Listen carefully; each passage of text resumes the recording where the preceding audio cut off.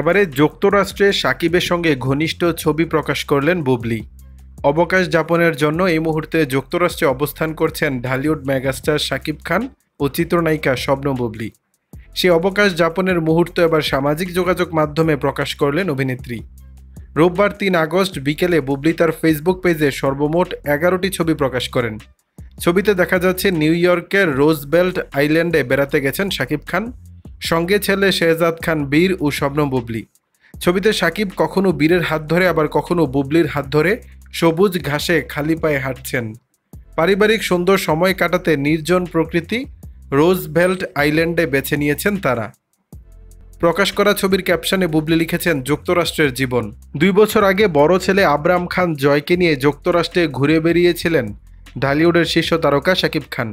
ওই সময় সঙ্গে ছিলেন আবরামের মা চিত্রনায়িকা অপু বিশ্বাস।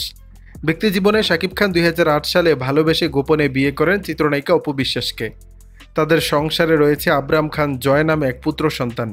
২০১৭ সালে তাদের সংসারে ওঠে ভাঙনের সুর। এরপর ২০১৮ সালে চিত্রনায়িকা বুবলিকে বিয়ে করেন শাকিব। তাদের সংসারে রয়েছে শেহজাদ খান বীর নামে এক পুত্র সন্তান।